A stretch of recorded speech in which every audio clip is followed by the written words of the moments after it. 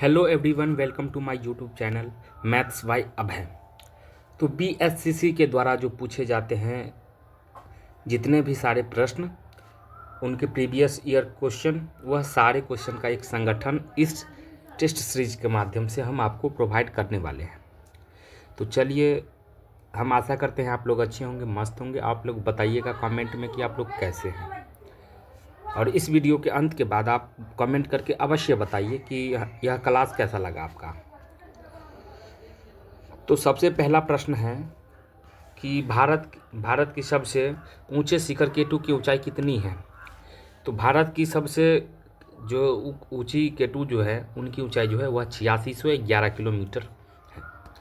Second question 32 number question है कि निम्नलिखित में कौन स्वच्छ जल संसाधन का स्रोत नहीं है। तो इनमें से कौन जो है वह स्वच्छ जल संसाधनों का स्रोत नहीं है। तो नदी है, बर्फ की चादर भी है,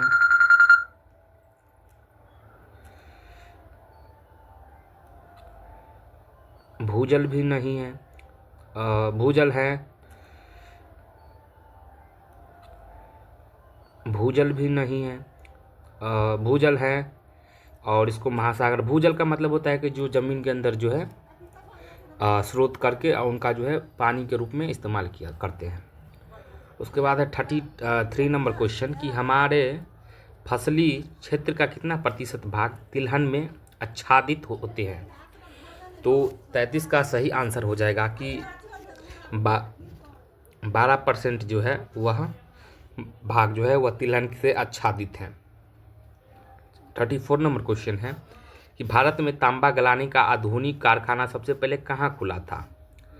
तो भारत में तांबा गलाने का सबसे पुराना कारखाना जो है वह घाटशिला में खुला था। उसके बाद पूछा जाता है कि घाटशिला की स्थापना जो है वह कब किया गया। तो घाटशिला की स्थापना जो है वह सन 1924 ईस्वी में किया गया था। याद रखिएगा इस चीज़ को। 35 नंबर है कि बिहार का सर्वाधिक जनसंख्या वाला जिला कौन सा है। तो बिहार का जो है पटना जो है बिहार का एक राजधानी भी है, और यह सर्वाधिक जो है जिला वाला क्षेत्र भी है। उसके बाद है 36 नंबर क्वेश्चन कि अल्लूरी सीताराम राजू कौन था। तो 36 का सही आंसर हो जाएगा कि आंध्र प्रदेश का जो है आंध्र का आदिवासी नेता था अल्लूरी सीताराम राजू। 37 नंबर क्वेश्चन है कि निम्नलिखित में भारत के लिए कौन सा कथन सही नहीं है। तो 37 का सही आंसर हो जाएगा कि यहाँ धर्मनिरपेक्षता का सिद्धांत है, यह कथन जो है वह सही है। 38 नंबर क्वेश्चन है कि भारत में ईस्ट इंडिया कंपनी की स्थापना कब हुई थी। तो भारत में ईस्ट इंडिया कंपनी की स्थापना जो है वह 1599 ईस्वी में ईस्ट इंडिया कंपनी की स्थापना हुई थी। 39 नंबर क्वेश्चन है पहली संथाली जिसने अंग्रेज पर हथियार उठाया था वह कौन था। पहला ऐसा जो है जो संथाल जिसको जनजाति कहते हैं, वह अंग्रेजों पर कौन था, ऐसा जो लोग था जो अंग्रेजों पर पहली बार जो है हथियार उठाया था। तो उनका नाम था तिलका माझी। तो 39 का सी आंसर सही हो जाएगा। 40 नंबर क्वेश्चन है कि सर्वोच्च न्यायालय में न्यायाधीशों की कुल स्वीकृत संख्या है। तो सर्वोच्च न्यायालय में जो है टोटल जो है वह 34 न्यायाधीशों की स्वीकृत संख्या है। उसके बाद है हेलेंस्की की राजधानी कहाँ है।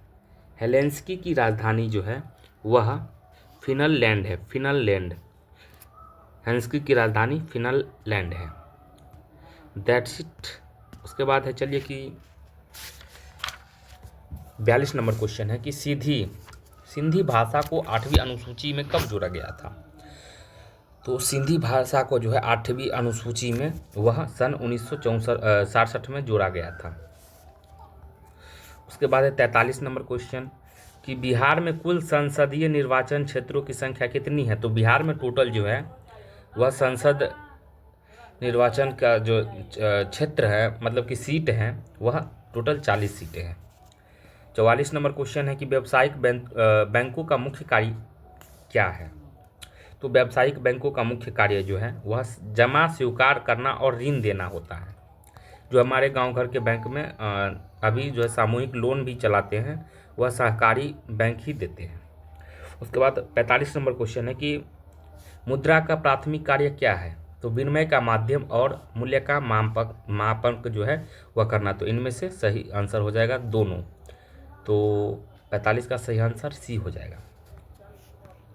46 नंबर प्रश्न है कि भारत में विभाजन के परिणाम स्वरूप निम्नलिखित में कौन से दो देशों बने थे?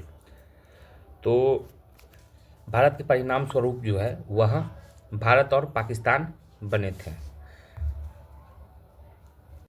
47 नंबर क्वेश्चन है कि भाखड़ा बांध का निर्माण निम्नलिखित में से किस नदी पर हुआ था? तो 47 का सही आंसर हो जाएगा कि भाखड़ा बांध का निर्माण जो है वह सतलज नदी पर, सतलुज नदी है ना यहाँ पर, लेकिन इसका सही आंसर हो जाएगा सतलज नदी पर हुआ था। और यहाँ से क्वेश्चन बनता है कि भाखड़ा नांगल पर जो है, भाखड़ा मतलब बांध पर इनकी बांध जो है वह कब बनना प्रारंभ हुई थी? तो इसकी सही आंसर हो जाएगा कि सन 1963 में जो है वह यह बांध बनना स्टार्ट हुई थी। उसके बाद 48 नंबर प्रश्न है कि भारत की जनगणना 2011 के अनुसार भारत में निम्नलिखित में से किस राज्य में शहरीकरण जनसंख्या का प्रतिशत सबसे अधिक रहा है? तो 48 का सही आंसर हो जाएगा कि मिजोरम का जो है वह शहरी जनसंख्या का प्रतिशत सबसे अधिक है। 49 नंबर क्वेश्चन है कि निम्नलिखित में से कौन से विकल्प किसी पारिस्थितिक तंत्र में विघटित का एक उदाहरण हो सकता है या वो एक उदाहरण है? तो 49 का सही आंसर हो जाएगा कि कवक जो है वह पारिस्थितिक तंत्र का उदाहरण है या उसको विघटन का एक उदाहरण है। 50 नंबर प्रश्न है कि भारत और पाकिस्तान के बीच लाहौर घोषणा पत्र पर हस्ताक्षर कब किए गए थे? तो भारत और पाकिस्तान के बीच जो है वह लाहौर पत्र पर फरवरी 1999 में हस्ताक्षर किए गए थे। और उसके बाद है कि उस समय में जो है उस समय अगर बात की जाए तो भारत के प्रधानमंत्री जो है वह अटल बिहारी वाजपेयी जी थे। जिस समय लाहौर समझौते पर जो है और भारत के साथ जो लाहौर समझौता हुआ था उस समय जो है पाकिस्तान के बीच जो है भारत का जो है वह प्रधानमंत्री अटल बिहारी वाजपेयी जी था। 51 नंबर प्रश्न है कि डेयरी उद्योग आर्थिक गतिविधि से किस क्षेत्र में आता है? तो डेयरी उद्योग की बात की जाए तो यह प्राथमिक क्षेत्र में आता है। ऑप्शन नंबर बी सही हो जाएगा। 52 नंबर क्वेश्चन है कि नीति आयोग का अस्तित्व इनमें से कब आया था? तो नीति आयोग का अस्तित्व जो है वह 1 जनवरी 1915 को आया था। नीति आयोग का अस्तित्व जो है वह 1 जनवरी 1915 को आया था। 53 नंबर प्रश्न है ब्रिक्स शिखर सम्मेलन 2026 में मेजबानी कौन सा देश करेगा? तो 53 का सही आंसर हो जाएगा कि भारत जो है वह ब्रिक्स शिखर सम्मेलन 2026 में मेजबानी करेगा। 54 नंबर प्रश्न है कि विश्व मुक्केबाजी कप 2025 में भारत ने कुल कितने स्वर्ण पदक जीते थे या जीते हैं होगा? तो 54 का सही आंसर हो जाएगा कि 2025 में जो है वह स्वर्ण पदक की टोटल संख्या जो है वह 3 थी। उसके बाद 55 नंबर क्वेश्चन है कि मुख्यमंत्री वृंदावन ग्राम योजना किस राज्य में शुरू की गई थी? तो मुख्यमंत्री वृंदावन ग्राम योजना जो है वह मध्य प्रदेश में शुरू की गई थी, यानी इसका सही आंसर बी हो जाएगा। 56 नंबर प्रश्न है कि विश्व जूनोटिक रोग दिवस कब मनाया जाता है? तो विश्व जूनोटिक रोग दिवस जो है वह 6 जुलाई को मनाया जाता है। 57 नंबर प्रश्न है भारत का पहला ट्रांसजेंडर क्लिनिक मित्र क्लिनिक को पुनः किस नाम से हैदराबाद में खोला गया है? तो 57 का सही आंसर हो जाएगा कि सबरंग नाम से जो है वह ट्रांसजेंडर क्लिनिक को जो है वह हैदराबाद में खोला गया है। 58 नंबर क्वेश्चन है कि 21 से 23 अगस्त 2025 तक खेलो इंडिया जल खेल महोत्सव का आयोजन कहाँ किया गया था या किया गया? तो इसका सही आंसर हो जाएगा श्रीनगर में। 59 नंबर प्रश्न है कि हाल ही में जन सुराज संतुष्टि अभियान किस राज्य द्वारा शुरू की गई थी?